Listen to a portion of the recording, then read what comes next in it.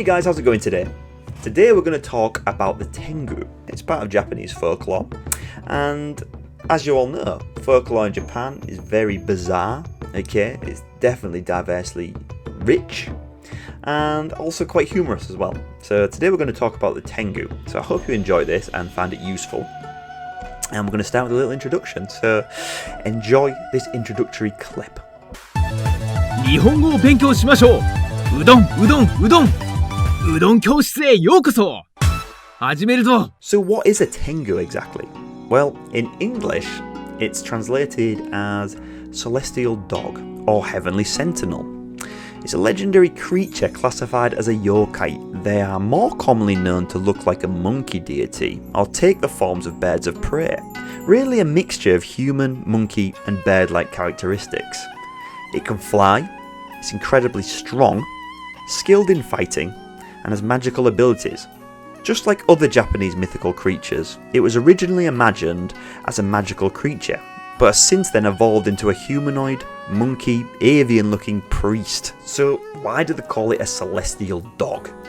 This is rooted all the way down to how celestial dogs in Chinese mythology were described as canine monsters that resembled comets that are consecutively followed by the sound of thunder, bringing war wherever it lands. So what is the typical Tengu appearance? If you're quite familiar with Japanese culture, you may have already seen, or at least stumbled upon, a red mask, with scary looking eyes and a huge and visibly elongated nose. This is based on the leader of the earth deities called Saru Tahiko Okami, and is one of the most common physical representations of Tengu in Japan. He's the Shinto monkey deity that sheds light on heaven and earth. Going back to a Tengu's physical appearance, the long or big nose is believed to be an attempt at humanizing its original version, which was a bird's beak.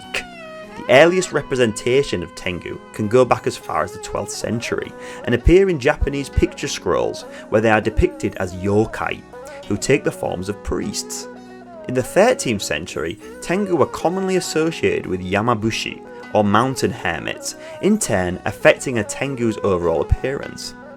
Like Yamabushi, Tengu are commonly depicted wearing a Yamabushi's typical garb, a distinctive headwear called the tokin, pom-pom sash called the yuigesa, and a staff used by Buddhist monks called the kakara. Tengu are also commonly depicted holding a magical feather fan called a hauchiwa, and tall Japanese one-toothed geta sandals called Tengu geta.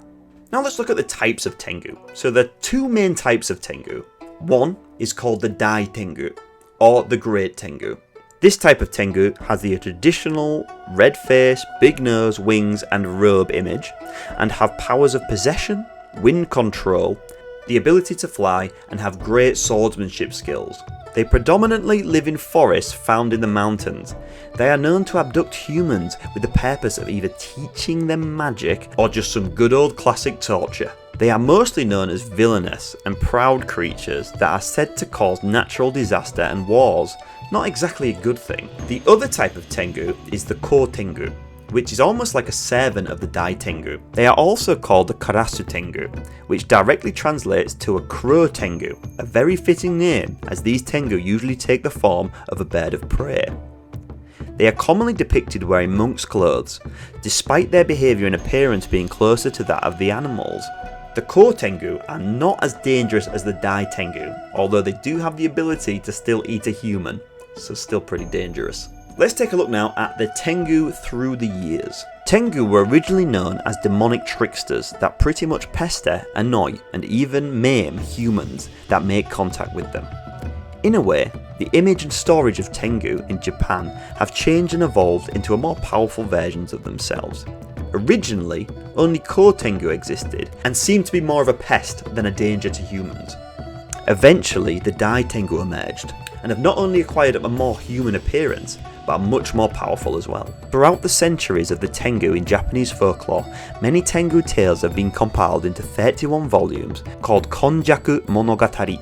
In these 11th and 12th century versions of Tengu, they were commonly known to pester Buddhist priests by either abducting them or fooling them into getting power from a Tengu, turning them away from enlightenment.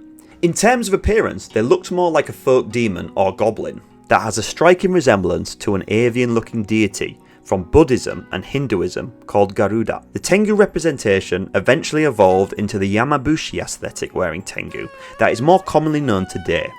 The only difference being the emergence of the Dai Tengu in the 14th century, elevating a Tengu's overall image.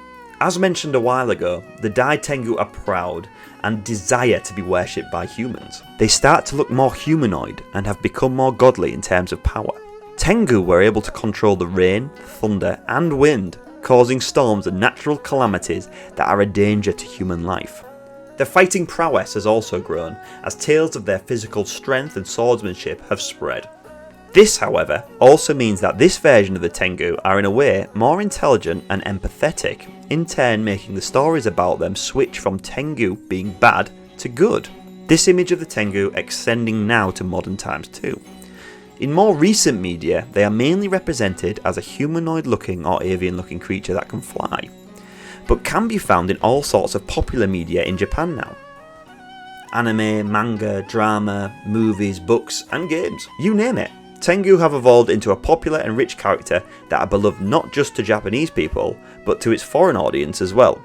Due to their close relationship to Japanese culture and religion, many Tengu festivals have been celebrated in Japan. One of the most notable being the annual Tengu Festival in Shimokitazawa. Another is a festival in Mount Tengu in Otaru.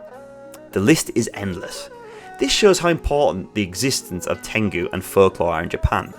Tengu have been celebrated for centuries despite their mischievous nature and will be celebrated in more centuries to come. So guys, I really hope you've enjoyed this video today on the history of the Tengu, and if you're interested in any different folklore, I'll be trying to upload more kind of in the coming weeks and months, so make sure to subscribe and it'll be great to see you again.